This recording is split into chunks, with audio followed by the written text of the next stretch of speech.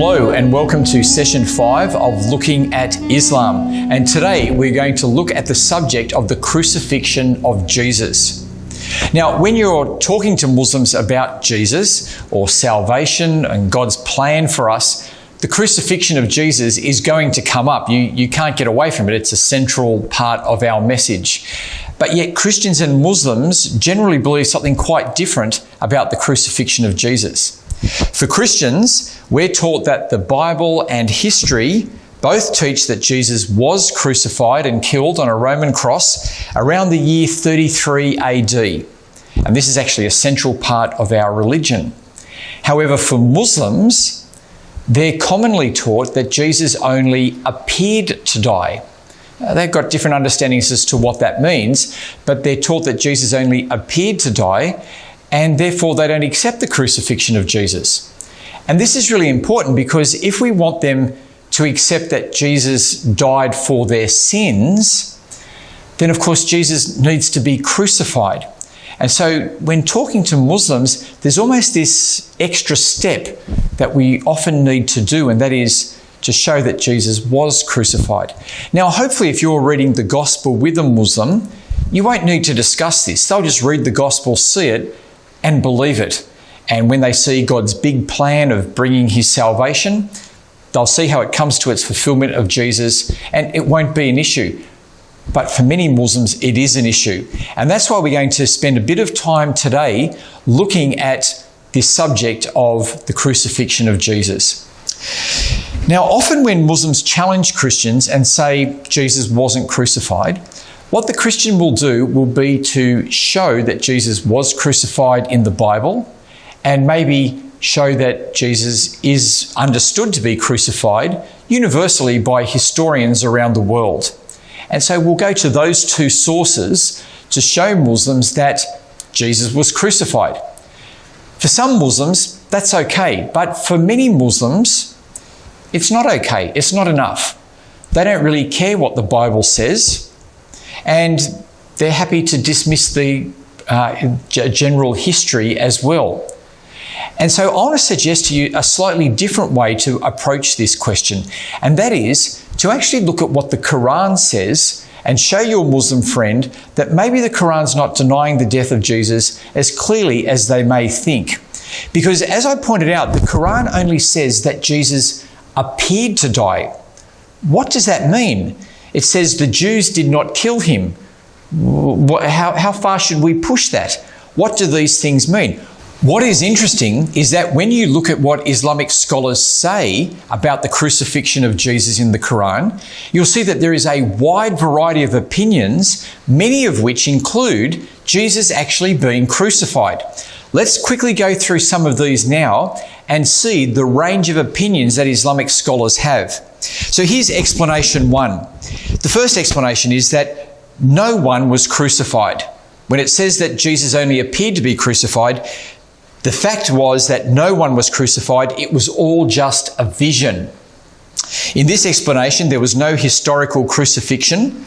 People saw an illusion or a communal vision, and therefore Jesus appeared to be crucified to those who saw the vision, but not in reality. The second explanation is that no one was crucified. It's all just a myth. So in this case, there's no historical crucifixion event. The whole story of the crucifixion is just a myth that developed over time. Now again, as Christians, we'd say that this is a little unrealistic because the apostles had to justify Jesus' death. It's not something they would just make up. They had to justify it. But this is this second explanation, that it's a myth that developed over time and there was no crucifixion at all. The third crucifixion, which is probably the most common one, is the substitute theory. Now, the substitute theory is that there was an actual crucifixion, but it wasn't Jesus. But it appeared to be Jesus. Many classical Islamic scholars hold this view. Now, the idea of the substitute doesn't come from the Qur'an, and it doesn't come from an explanation from Muhammad, but it comes from his companions who were interpreting the Qur'an. And I need to say that most scholars today don't accept this view. The main apologists on Islam on the internet don't accept this view. Some say the substitute was Judas or a volunteer disciple, or that the Romans mistakenly crucified Barabbas or Simon of Cyrene. Now, the fourth explanation is that we actually don't know what happened. We don't know what the Qur'an actually means. And this view is actually held by significant Islamic scholars like Maududi and Sayyid Qutb, who are the founders of the Muslim Brotherhood movement. So they are significant 20th century scholars. This view says we cannot know any more than what the verses of the Qur'an say. And the verses only say that the Jewish leaders did not crucify Jesus, even though it appeared that they did. What exactly happened to Jesus, we don't know. Let me read to you from Maududi. He says, the Qur'an explicitly states that the Jews did not succeed in putting Jesus to death and that Allah raised him to himself. But it is silent about the nature and details of the matter and does neither say explicitly whether Allah raised him body and soul together from the earth to some place in heaven, nor that he died like other mortals and only his soul was raised to heaven.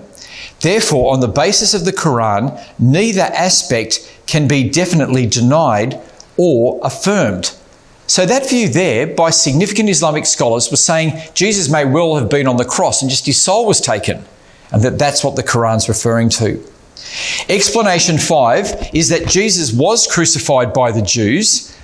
Explanation 5 was that Jesus was crucified by the Romans, but not by the Jewish leaders. You see, the Qur'an says that the Jewish leaders did not kill or crucify Jesus. It never actually says Jesus did not die, Jesus was not crucified.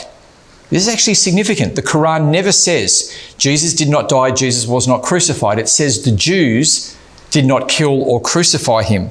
And so this observation has led some to suggest that the Qur'an is not denying the historical crucifixion of Jesus, but denying that it was the Jewish leaders who did it.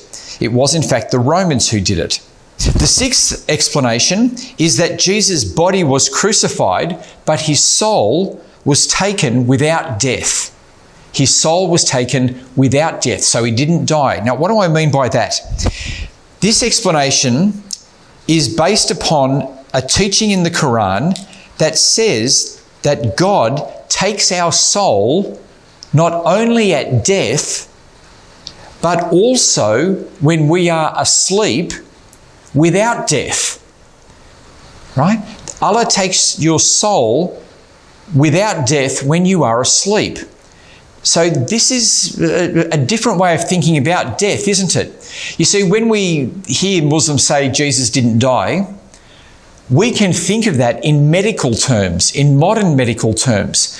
But the Qur'an is not a modern medical textbook. Let me read to you this verse here. God takes the souls at the time of their death and in their sleep, those who have not died.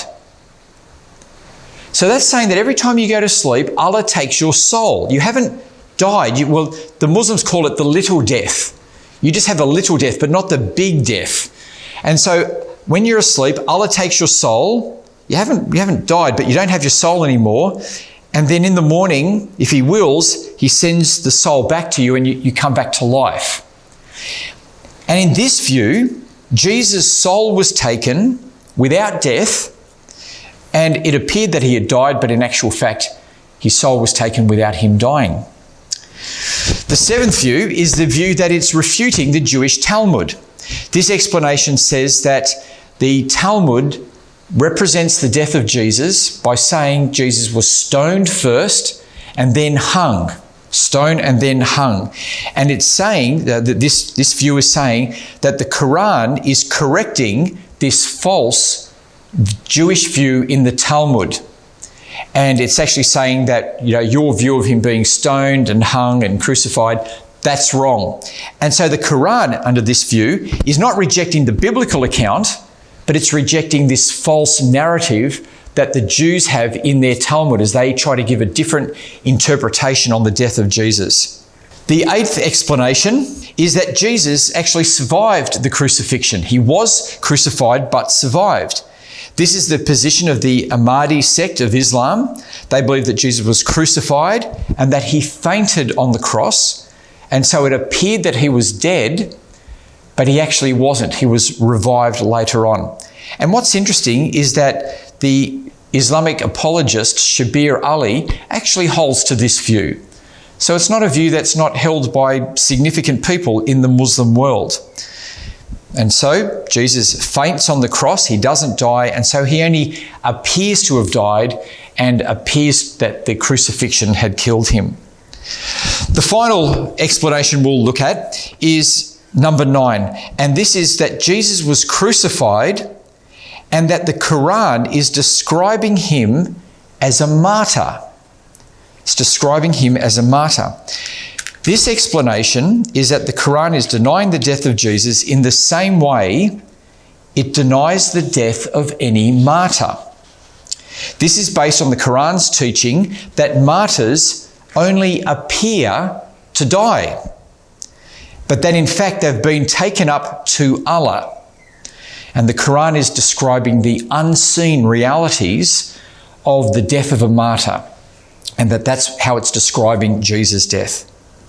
Well, we've just done a survey of those 9 different explanations that Muslim scholars give. And you may be surprised to see how diverse they are and how many of them actually involve Jesus being crucified. And so I have a leaflet on this book, which you can download from the website, and you can give this to your Muslim friend, and it takes them through the different Islamic views. And then you need to ask them, which view do you hold to? Which view do you hold to? This is the first application for this session. You must not let your Muslim friend simply say, Jesus was never crucified. You mustn't just leave it like that. You need to say to them, okay, if he wasn't crucified, what happened? Tell me what happened. They can't just say it didn't happen. They need to tell you what did happen. And showing them all these different explanations will show them that there's actually quite a degree of diversity here. And will make them think about which one they believe. Now, as Christians, we don't want to misrepresent the Qur'an. I'm not interested in misrepresenting the Qur'an. So what can we say about the Qur'an when it comes to the crucifixion of Jesus? What I want to do now is just to do what Islamic scholars say we should do, and that is to let the Qur'an interpret itself first.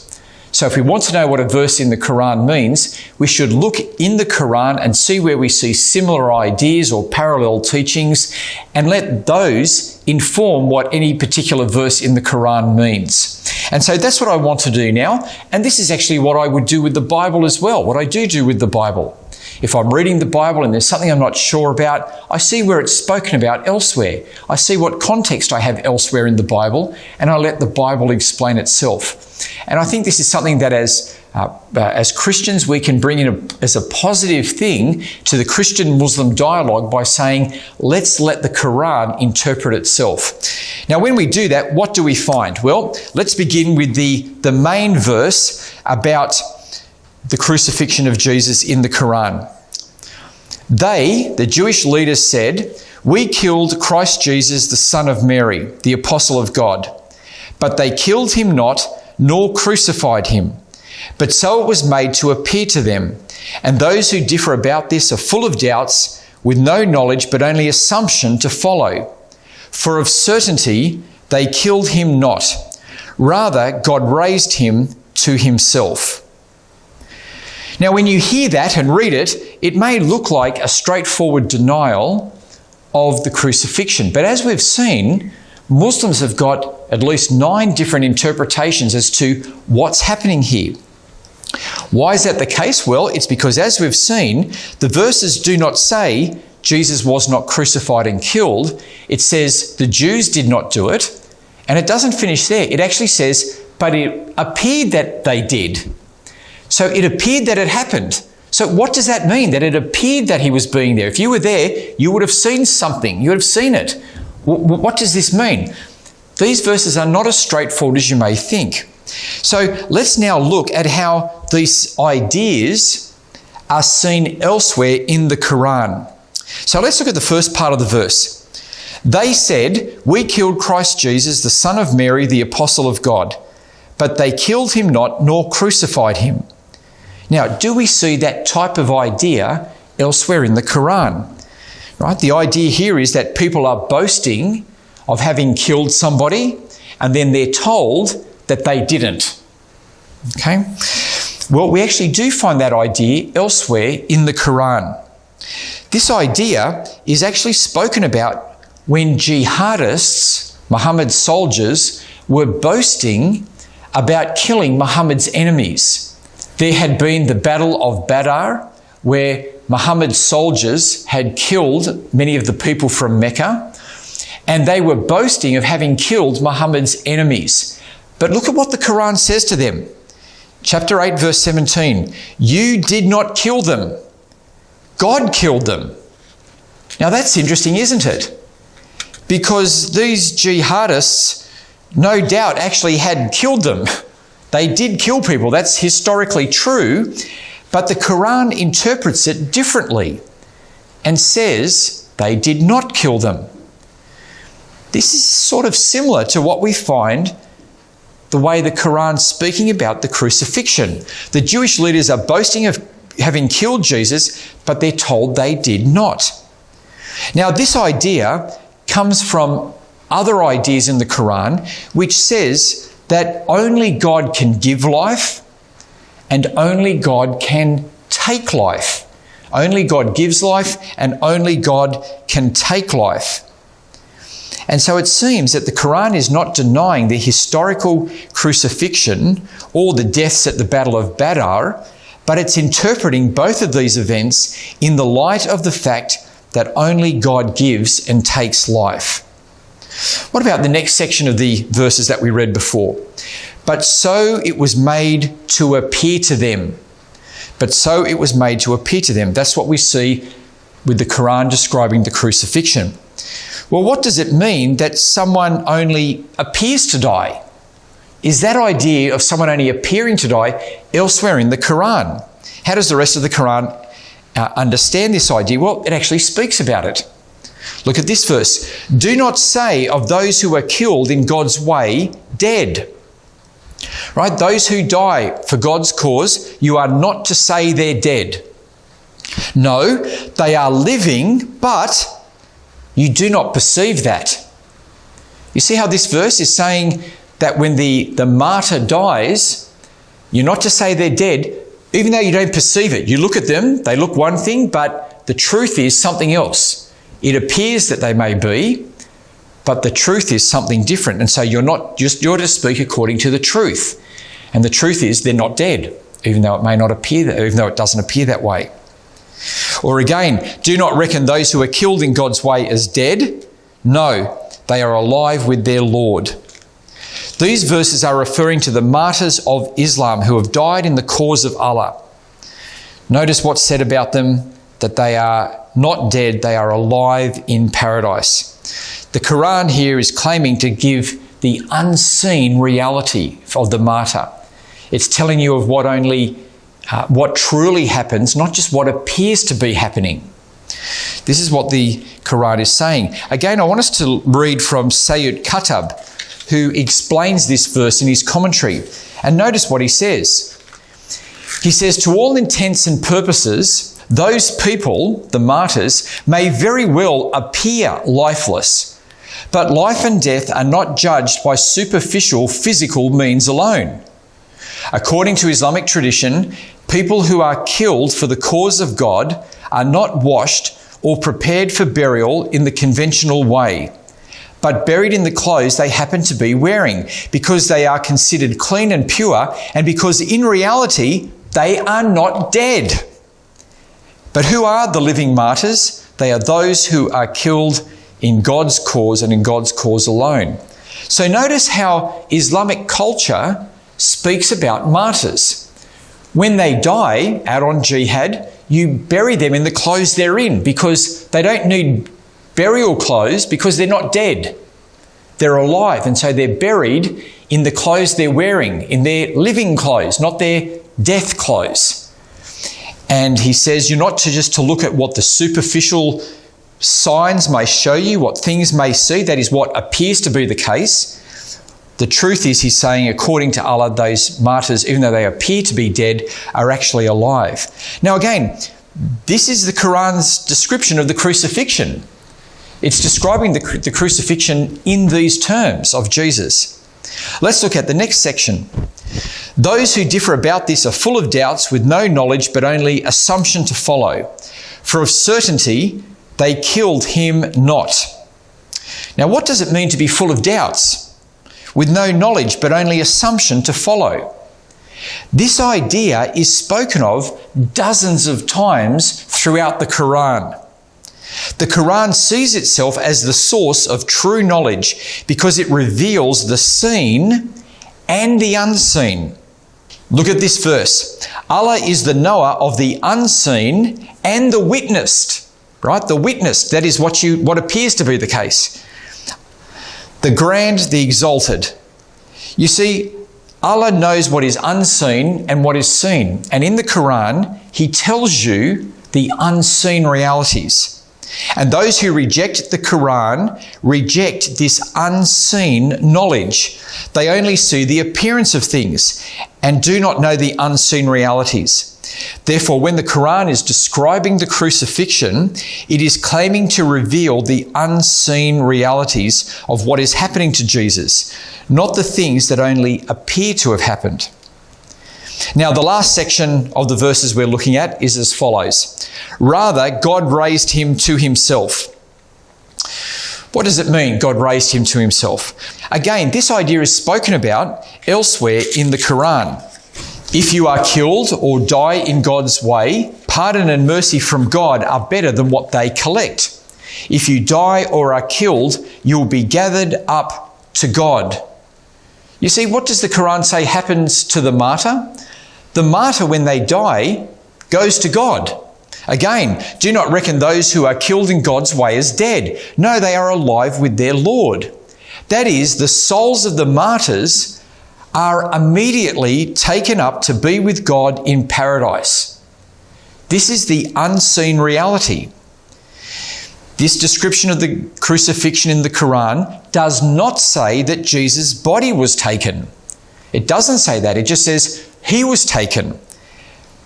But this is true for any martyr, that any martyr is taken up to be with God. What I want to put forward to you is that Jesus as a martyr makes sense of the Qur'an. And it's an opinion that some Islamic scholars hold to. And so I want to suggest that if Muslims are saying to you, Jesus did not die on the cross, the Qur'an denies it, you first of all ask them to say what happened.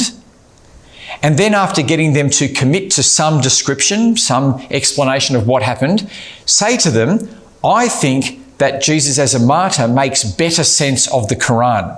Now again, if you go to the Engaging with Islam website, there is a booklet that you can download on this and print out and read with your Muslim friend, and it takes you through this. And this shows them that this is actually an acceptable interpretation of the Qur'an, and that Christians and Muslims actually don't need to disagree about this point.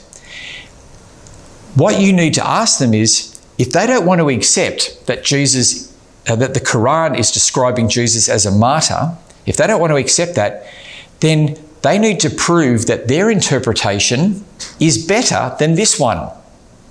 Because it's not enough for them just to say, oh, Jesus is not a martyr. No, he's not.